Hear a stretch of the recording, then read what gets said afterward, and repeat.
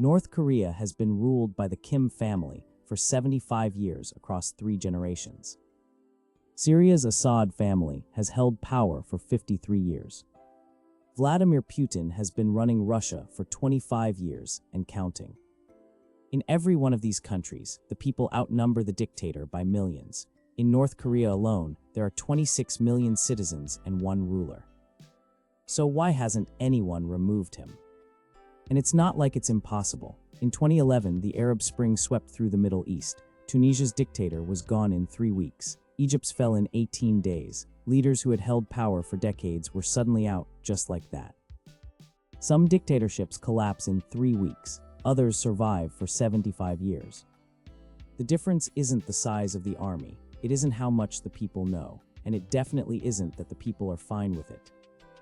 The answer is something else entirely. Something that has nothing to do with the dictator and everything to do with a trap that the people build for themselves without even realizing it. Most people have a pretty clear answer when you ask them why dictators stay in power. The first explanation is violence, secret police, torture, public executions. The idea is that people are too afraid to move because the punishment for trying is death. Fear keeps everyone in line.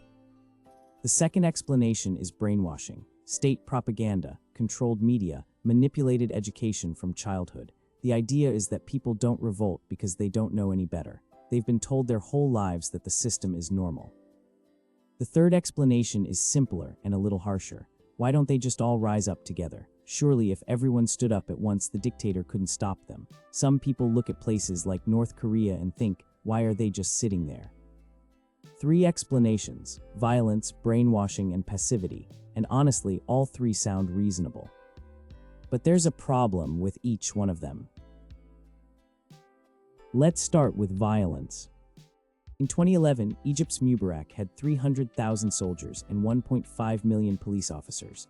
Tunisia's Ben Ali had a secret police force tens of thousands strong. Libya's Gaddafi had a fully armed military. All of them had the tools to crush a revolt, and all of them were gone within weeks. Meanwhile, North Korea has 1.2 million soldiers and a surveillance apparatus that reaches into every neighborhood. Syria's Assad held on through a full-scale civil war that has been running for over a decade. So if violence explains everything, why did Egypt fall and North Korea didn't? Egypt had plenty of violence too. Something else is doing the work here. Now let's look at brainwashing. Egypt shut down the internet during the 2011 protests. China has the most sophisticated information control system in the world, and yet Egypt fell, and the Arab Spring spread faster than any government could contain it. And here's something even more striking. A 2023 survey conducted by Seoul National University found that approximately 70% of North Korean defectors reported that people inside the country already know the government lies to them. They trade South Korean dramas on USB drives at black markets. They know, they just don't say it out loud. So it isn't brainwashing either. The information is getting through. Which brings us to the third explanation, that people are just passive or naive or waiting for someone else to do it. But that's actually closer to the truth than the first 2. The problem is it's not an insult, it's a mechanism, and once you see it, everything changes. So let's change the question. The old question was, why don't people overthrow the dictator? That question points at the people.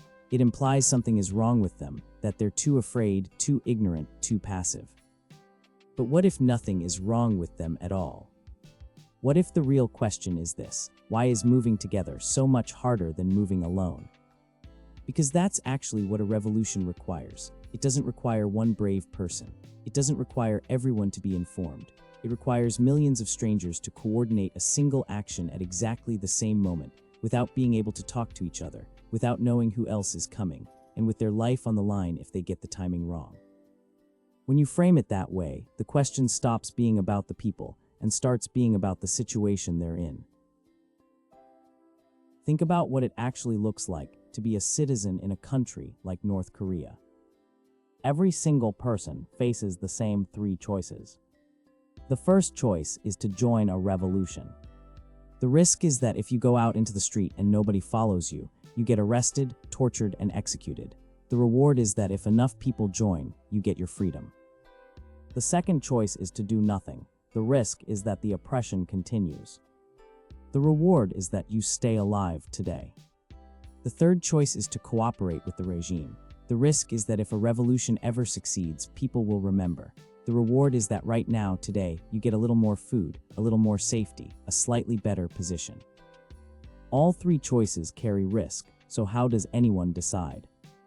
The answer comes down to one thing: timing. Imagine you're the first person to walk out into the street.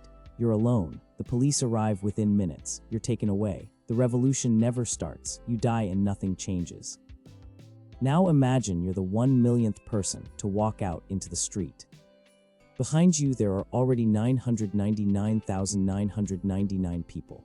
The army can't open fire on 1 million people without the entire system collapsing.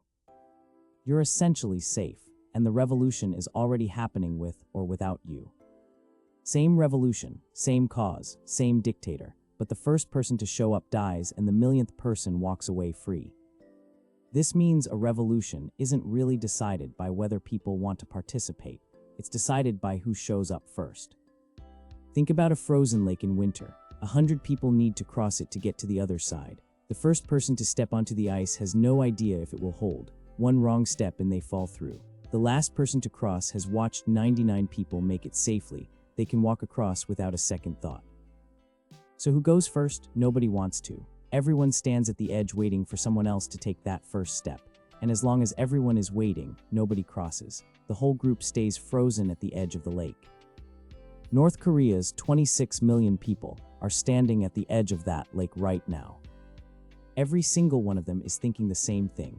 Revolution sounds good, but if I go first and nobody follows me, I'm dead. So I'll wait for someone else to go first, and then I'll join them. The problem is that all 26 million people are thinking exactly that, so nobody goes first, and the dictator stays in power for another year, and another decade, and another generation.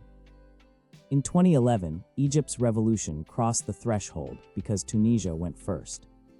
2 weeks before Cairo erupted, Tunisians had already removed their dictator. Egyptians watched it happen in real time and thought, it's actually possible. The ice holds.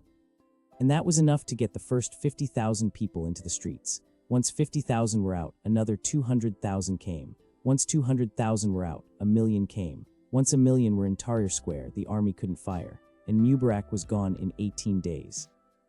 Tunisia broke the psychological barrier. Egypt crossed the lake because someone else went first. North Korea has never had that moment. No nearby revolution has succeeded recently enough to make the ice feel solid, so everyone keeps waiting, and nobody moves. So let's put this into a single idea. When collective action is required but individual risk comes first, everyone waits for the next person to move, and nobody becomes the first. That's it, that's the whole mechanism. And once you see it, you start seeing it everywhere. Think about a workplace where the manager is doing something illegal. Everyone on the team knows it. Everyone is frustrated, but nobody says anything because the first person to speak up gets fired and nobody wants to be that person. So everyone waits for a colleague to go first, and the illegal behavior continues for years. Think about 10 people walking past a mugging on a dark street. Every one of them sees what's happening, but everyone assumes someone else already called the police. Nobody wants to be the one who gets involved first, so nobody calls, and the victim gets hurt. Think about climate change. Everyone knows it's real. Everyone knows it requires collective sacrifice. But nobody wants to be the first to genuinely change how they live, because if everyone else keeps flying and driving and consuming, one person's sacrifice changes nothing. So everyone waits for everyone else to go first, and nothing changes. Think about a group project with a deadline 3 days away. 5 people. Nobody has started. Everyone is waiting for someone else to take the first step. The deadline arrives, and the whole thing gets thrown together in 12 hours. Same pattern every time. The moment the cost of going first is higher than the cost of waiting, everyone waits, and the problem persists. Let's go back to where we started. Why do dictators stay in power for decades when the people who live under them outnumber them by millions? The old answers were violence, brainwashing, and passivity, and those things are all real. They all exist, but they don't explain why Egypt fell in 18 days while North Korea has survived for 75 years.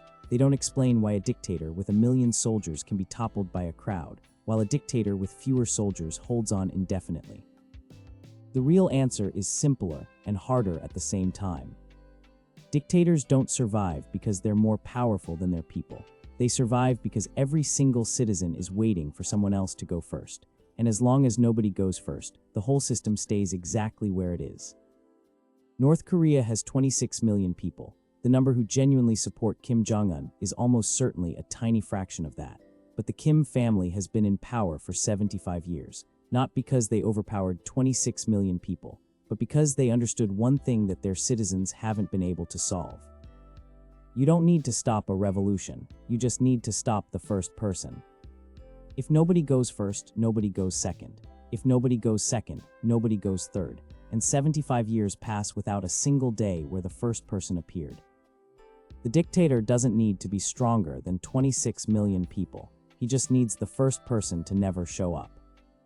And so far, they never have. That's how it looks when you see it this way.